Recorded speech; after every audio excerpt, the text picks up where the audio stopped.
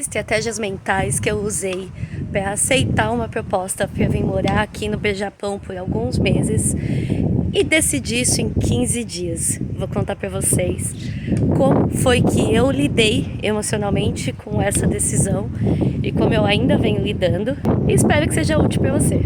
A primeira coisa que eu fiz foi entender o para que eu viria. O que é que eu ia vir fazer aqui do outro lado do mundo e se teriam coisas úteis para mim, úteis, interessantes e que fossem valer a minha vida, a mudança de vida tão repentina.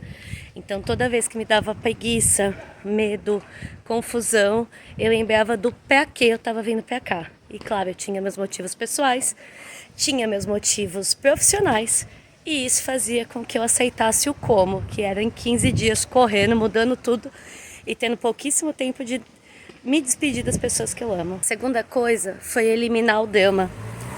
Toda vez que me batia alguma crise de choro por saudade ou por medo, que eu pensava nas pessoas que eu estava deixando de lado e pensava em tudo que eu ia perder da vida que eu amo no Brasil, eu pensava que eu não era obrigada a vir e que automaticamente eu poderia simplesmente declinar do convite e não vir. Então eu não estava vindo obrigada. Já que eu não estava vindo obrigada, eu não precisava fazer drama.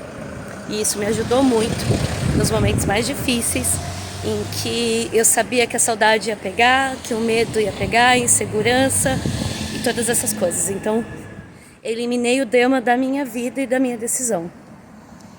Por mais que fosse uma decisão que ela era sim muito importante, eu dei o mínimo de espaço pro drama. E detalhe, eu não tô falando que eu não dei espaço pra emoção. Eu chorei muito e chorei muito com as pessoas que eu amo e fiz questão de fazer o máximo de despedidas que eu consegui antes de vir embora. Inclusive fiz despedida horas antes de embarcar.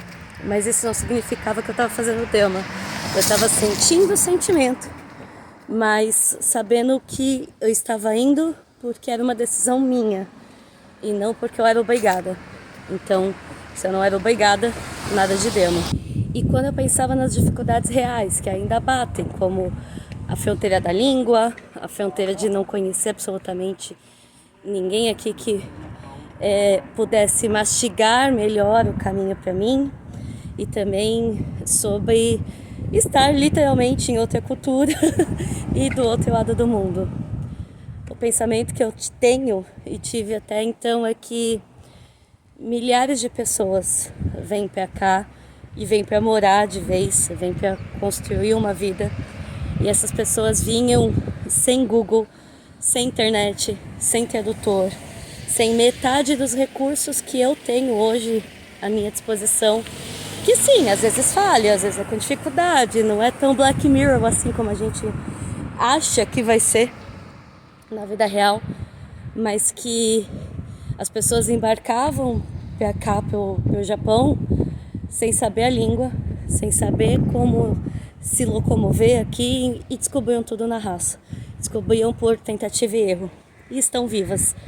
Então eu me colocava nesse lugar, deixava o drama de lado e lembrava, se teve pessoas que já fizeram de formas mais difíceis que eu com os recursos que eu tenho as vantagens e eu posso fazer melhor ou de uma forma mais confortável. E essas foram as minhas estratégias mentais. Tem mais um monte que eu quero dividir com vocês, mas essas foram as que eu tomei imediatamente quando eu decidi que eu viria para cá. A minha jornada tá do meio pro final. Foi certamente uma das coisas que mais me fizeram crescer e aprender. Um dia eu conto para vocês todos os detalhes maiores. Uma coisa eu tenho certeza: só erra quem faz, só foi quem tenta, mas só conquista quem mete a cara. E eu tô bem orgulhosa de mim até aqui. E daí a gente tem mais um monte de pensamentos para dividir com vocês assim que eu terminar de digerir tudo também. Agora vai ser a parte de eu também conhecer um pouco mais da cultura do país. por aí a gente vai dividindo mais um monte de coisas interessantes com vocês, tá bom? A gente se vê por aí ou por aqui. Um grande beijo. Tchau, tchau.